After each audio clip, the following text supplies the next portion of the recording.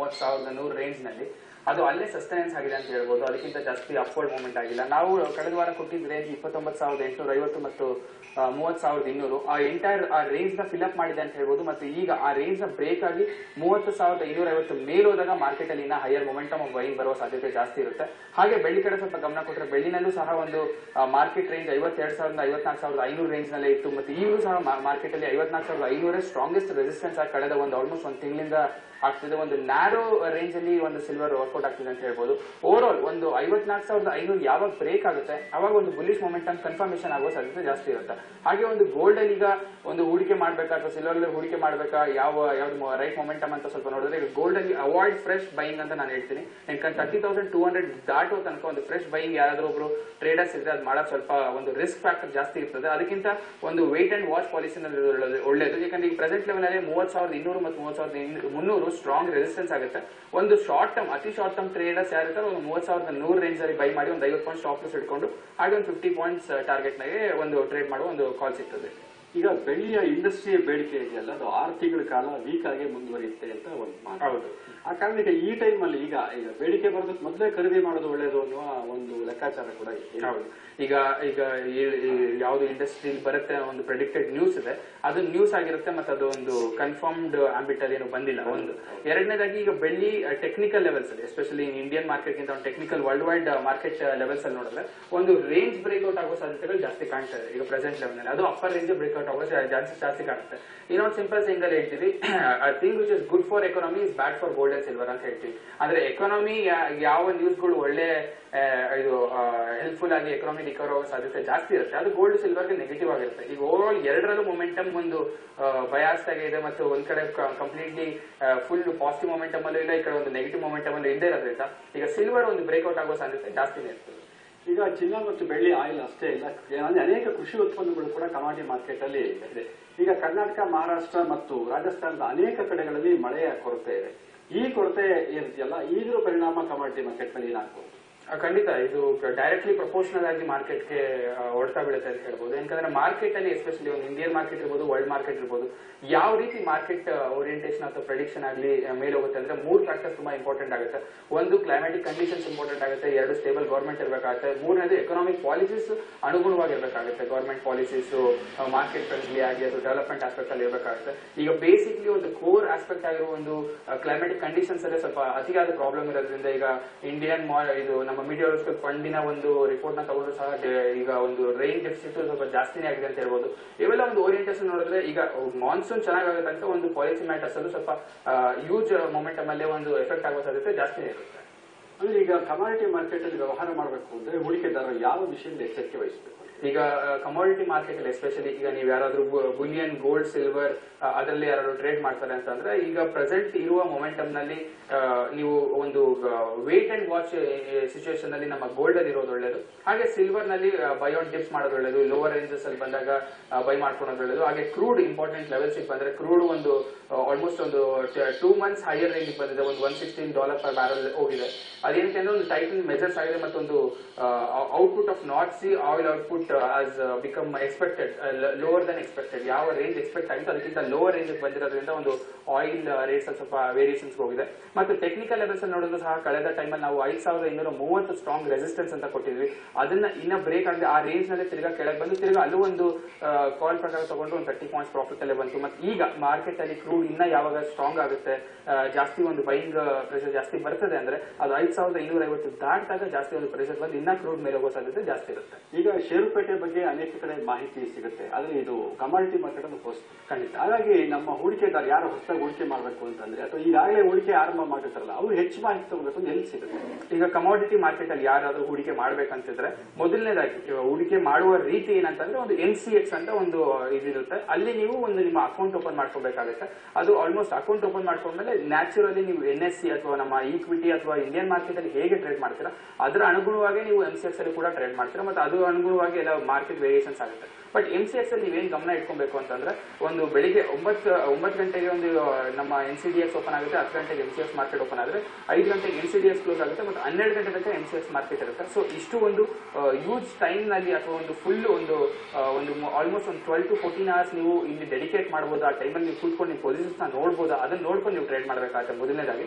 ಎರಡನೇದಾಗಿ MCX market ಏನಿದೆ ಅದು ಕಂಪ್ಲೀಟ್ಲಿ ಇಂಟರ್ನ್ಯಾಷನಲ್ ರೇಟ್ಸ್ ಪ್ರಕಾರ ವೇರಿಯೇಷನ್ಸ್ ಆಗೋದ್ರಿಂದ MCX ಮಾರ್ಕೆಟ್ ಅಲ್ಲಿ 2 ಟೈಮ್ ತುಂಬಾ ಇಂಪಾರ್ಟೆಂಟ್ ಆಗುತ್ತೆ. ಒಂದು US ಮಾರ್ಕೆಟ್ ಒಂದು 12:30 to 2 o'clock ರೇಂಜ್ ಅಲ್ಲಿ ಒಂದು ಡೇಟಾ ಬರುತ್ತೆ, ಹಾಗೆ ಒಂದು 7:30 ಡೇಟಾ ಟೈಮ್ ಅಲ್ಲಿ ಒಂದು US ಮಾರ್ಕೆಟ್ ಅಥವಾ ಅಲ್ಲಿನ ವೇರಿಯೇಷನ್ಸ್ ನ ಡೇಟಾಸ್ ಬರುತ್ತೆ. ಸೊ ಅವೆರಡು ಅನುಗುಣವಾಗಿ ನೀವು ನೋಡಿಕೊಂಡು ಟ್ರೇಡ್ ಮಾಡೋದು ಒಳ್ಳೆಯದು.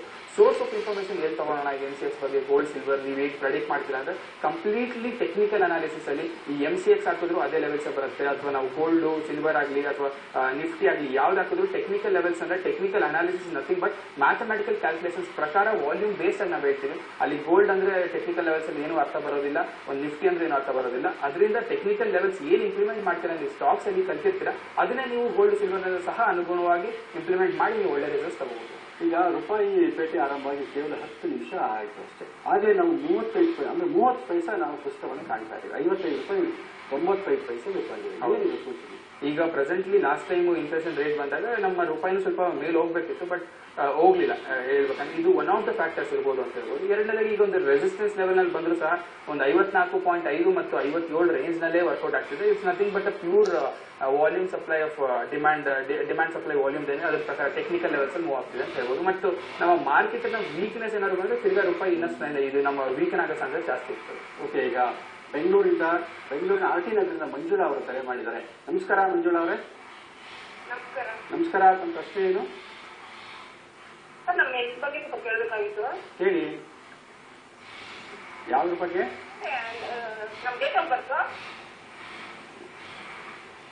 ಅದು ಸಂಪರ್ಕ ಕಟ್ ಆಯ್ತು. ಈಗ ನಾವು ಷೇರುಪೇಟೆ ಕಡೆ ಗಮನ ಕೊಡೋಣ. ಮಂಗಳವಾರ BSE ಸೆನ್ಸೆಕ್ಸ್ 94.75 ಅಂಕ ಏರಿಕೆಕೊಂಡು 17,728.20 ಅಂಕಕ್ಕೆ ತಲುಪಿದೆ.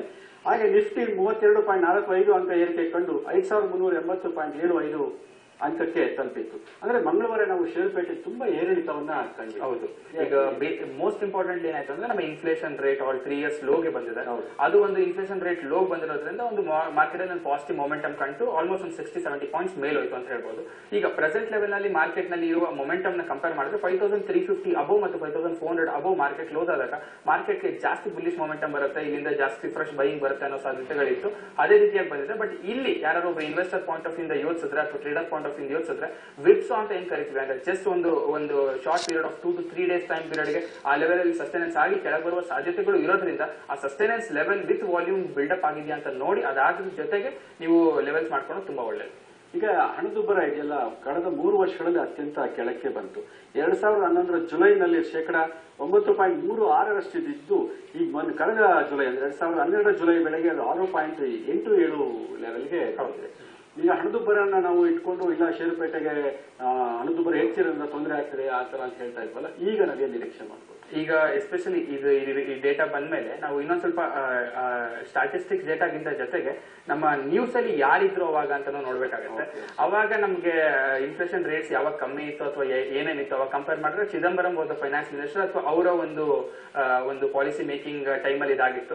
ಸೊ ಒಂದು ಪ್ರೆಡಿಕ್ಟೆಡ್ ರಿಸಲ್ಟ್ಸ್ ಅಲ್ಲಿ ಇನ್ಫ್ಲೇಷನ್ ರೇಟ್ ಒಂದು ಕರೆಕ್ಟ್ ಆಗಿ ಬಂದಿದೆ ಅಂತ ಅದು ಕಮ್ಮಿ ಬಂದಿದೆ ಅಂದ್ರೆ ನ್ಯಾಚುರಲಿ ನೆಕ್ಸ್ಟ್ ಮೂವ್ ಏನ್ ಎಕ್ಸ್ಪೆಕ್ಟ್ ಮಾಡ್ತಾರೆ ಎಲ್ಲರೂ, ಯಾರಿಗೆ ಪ್ರೆಷರ್ ಬೀಳ್ತದೆ ಅಂದ್ರೆ RBI ಗವರ್ನರ್ ಪ್ರೆಷರ್ ಬೀಳುತ್ತೆ. ಅವ್ರು RBI ಗವರ್ನರ್ ಇಲ್ಲಿ ಒಂದು ನಮ್ಮ ಇದು ರೇಟ್ ಕಟ್ ಮಾಡಿ ಲಿಕ್ವಿಡಿಟಿ ಇಂಜೆಕ್ಟ್ ಮಾಡಲಿ, ಅದರಿಂದ ಇನ್ನ ಮಾರ್ಕೆಟ್ ಮೇಲೆ ಹೋಗ್ಲಿ ಅನ್ನೋ ಸಾಧ್ಯತೆಗಳು ಜಾಸ್ತಿ ಇರುತ್ತೆ. ಸೊ ಈ ಎಂಟೈರ್ ಮೂವ್ ಅಲ್ಲಿ ರೇಟ್ ಕಟ್ ಆಗೋ ಸಾಧ್ಯತೆ ಇದೆಯಾ ಅಂತ ನೋಡ್ಬೇಕಾಗುತ್ತೆ. ಬಟ್ ಇನ್ಫ್ಲೇಷನ್ ರೇಟ್ ಇನ್ನ 3 months ಅಟ್ಲೀಸ್ಟ್ ಇದೇ ತರ ಸಸ್ಟೆನೆನ್ಸ್ ಆದ್ಮೇಲೆ ರೇಟ್ ಕಟ್ ಬರುವ ಸಾಧ್ಯತೆ ಇರೋದ್ರಿಂದ ಸೊ ಇದನ್ನೇ ಒಂದೇ ಒಂದು ಕೀ ಫ್ಯಾಕ್ಟರ್ ಇಟ್ಕೊಂಡು ಮಾರ್ಕೆಟ್ ಮೇಲೆ ಹೋಗುತ್ತೆ ಅನ್ನೋದು ತುಂಬಾ ಕರೆಕ್ಟ್ ಮೆಕ್ಯಾನಿಸಮ್ ಆಗಲ್ಲ ಅಂತ ನಾನು ಹೇಳ್ತೀನಿ. ಓಕೆ, ಈಗ ದಾವಣಗೆರೆಯಿಂದ ರಾಜೇಶ್ ಅವರು ಕರೆ ಮಾಡಿದ್ದಾರೆ. ನಮಸ್ಕಾರ ರಾಜೇಶ್ ಅವರೇ. ನಮಸ್ಕಾರ ಸರ್. ನಮಸ್ಕಾರ. ನನ್ನ ಅಪೇಕ್ಷೆ 5,000 ಶೇರ್ಸ್ ಇದೆ, ಕ್ವಾಂಟಿಟಿ 5,000 ಇದೆ. ಇದು ಈಗ ಡಾಲರ್ ಕೂಡ ಅದಕ್ಕೆ ಎಫೆಕ್ಟ್ ಆಗುತ್ತೆ ಅಥವಾ ಅದು ಹೋಲ್ಡ್ ಮಾಡಲ್ಲ ಹೆಂಗೆ? ಓಕೆ, ಯಾವುದು ನಿಮ್ಮ ಶೇರ್ ಇರೋದು? Uptake sir. Uptake limited. Uptake sir. Okay, ನೀವು ಯಾವ ರೇಟ್ ಅಲ್ಲಿ ಇದನ್ನ ಖರೀದಿ ಮಾಡಿದೀರಾ? 7250 ಹಂಗೆ ತಗೊಳ್ತೀನಿ. 7250 ಹಂಗೆ 5000 ಶೇರ್ಸ್ ನ ನೀವು ಖರೀದಿ ಮಾಡಿದ್ದೀರಾ, ಬೈ ಮಾಡಿದ್ದೀರಾ. ಓಕೆ. ಈಗ ಪ್ರೆಸೆಂಟ್ಲಿ ಆಪ್ಟೆಕ್ ಶೇರ್ ಬಂದ್ರೆ ಸ್ಟ್ರಾಂಗ್ಸ್ ಅಲ್ಲೆಲ್ಲ ಸೆಲ್ ಮೊಮೆಂಟಮ್ ನಲ್ಲೇ ಇದೆ. ಆಪ್ಟೆಕ್ ಟೆಕ್ನಿಕಲ್ ಲೆವೆಲ್ಸ್ ಪ್ರಕಾರ ಮಾತ್ರ ನಾನು ಹೇಳ್ತಾ ಇರೋದು. ಈಗ ಪ್ರೆಸೆಂಟ್ ಲೆವೆಲ್ 69.65 ರೇಂಜ್ ಆಯಿತು. ಆಲ್ಮೋಸ್ಟ್ ಏನು ವೇರಿಯೇಷನ್ಸ್ ಆಗಿಲ್ಲ ಕಂಪೇರಬ್ಲಿ ನೋಡಿದ್ರೆ. ಮತ್ತೆ ಒಂದು ವೀಕ್ಲಿ ಬೇಸ್ ನೋಡಿದ್ರೆ 1% ಮತ್ತೆ ಒಂದು monthly base 6%, but yearly base ನೋಡಿದ್ರೆ ಆಲ್ಮೋಸ್ಟ್ 40% ಕೆಳಗೆ ಬಂದಿದೆ. ಸೊ ಈ ಪ್ರೆಸೆಂಟ್ಲಿ ನೀವೇನಾದ್ರೂ ಜಾಸ್ತಿ ಮೊಮೆಂಟಮ್ ಅಲ್ಲಿ ಯಾರು ಬೈ ಮಾಡಿದ್ರೆ ಅದನ್ನ ಸ್ವಲ್ಪ ಪೊಸಿಷನ್ಸ್ ನ ಕಟ್ ಮಾಡ್ಕೊಳೋದು ಒಳ್ಳೇದು ಇಲ್ಲಿ. ಅಥವಾ ನೀವು ಯಾರು ಫ್ರೆಶ್ ಎಂಟ್ರಿ ಮಾಡ್ಬೇಕಂದ್ರೆ ಫ್ರೆಶ್ ಎಂಟ್ರಿಗೆ ಇಲ್ಲಿ ರೈಟ್ ಟೈಮ್ ಅಲ್ಲ ಅಂತ ಹೇಳಕ್ ಇಷ್ಟಪಡ್ತೀನಿ. ಬಟ್ ಈಗ ಪ್ರೆಸೆಂಟ್ ಲೆವೆಲ್ ಅಲ್ಲಿ ನಿಮ್ಗೆ ಈಗ ಯಾರು ಹೋಲ್ಡ್ ಮಾಡಿದ್ರೆ ದಯವಿಟ್ಟು ಅದನ್ನ ಎಕ್ಸಿಟ್ ಆಗಿ ತಿರ್ಗಾ ಕೆಳಗಡೆ ಮೂಮೆಂಟ್ ಅಲ್ಲಿ ಬೈ ಮಾಡ್ಕೊಳ್ಳೋದು ಒಳ್ಳೇದು. ಓಕೆ ಸರ್, 7250 ಇದೆ. ಈಗ ಕರೆಕ್ಟ್ ಇದೆಯಾ? ಈಗ ನೀವು 7250ಗೆ ಬೈ ಮಾಡಿದೀನಿ ಅಂತಂದ್ರೆ ಈಗ ಆಪ್ಟೆಕ್ ಶೇರ್ ನ ಒಂದು ಟೆಕ್ನಿಕಲಿ ಹೇಳ್ತೀನಿ ನಿಮ್ಗೆ ಆಲ್ಮೋಸ್ಟ್ 70 to 69 ರೇಂಜಸ್ ಅಲ್ಲಿ ಒಂದು ನ್ಯಾರೋ ರೇಂಜ್ ಅಲ್ಲಿ ಇರೋದ್ರಿಂದ ಈಗ 69 ಅಥವಾ ಬ್ರೇಕ್ಔಟ್ ಅಥವಾ 68 ಬ್ರೇಕ್ಔಟ್ ತಗೊಂಡ್ ನೋಡ್ಬೇಕಾಗುತ್ತೆ. ನೀವು ಒಂದು ಸಿಂಪಲ್ ಮೆಕಾನಿಸಮ್ ಅಲ್ಲಿ ನೀವು ಏನ್ ಯೋಚಿಸಬೇಕಂದ್ರೆ ನಾನು ಎಷ್ಟು ಟೈಮ್ ಪೀರಿಯಡ್ ಇದನ್ನ ಇಟ್ಕೋತೀನಿ ಅಂತ ನೋಡಿ. ಒಂದು 3 months ಟೈಮ್, 6 months ಟೈಮ್ ಅಥವಾ 1 year ಟೈಮ್. ನಾನು ನಿಮ್ಗೆ ಕಂಪ್ಲೀಟ್ಲಿ ಹೇಳ್ತಿರೋ ಒಂದು ಮೆಕಾನಿಸಮ್ ಜಸ್ಟ್ 15 days ಹಾರಿಜಾನ್ ಅಲ್ಲಿ ಮಾತ್ರ ಹೇಳ್ತಿರೋದು. ಬಿಕಾಸ್ 15 days ಹಾರಿಜಾನ್ ಅಲ್ಲಿ ಮಾತ್ರ ಇದು ಶಾರ್ಟ್ ಟರ್ಮ್ ಫಾಲ್ ಆಗಿ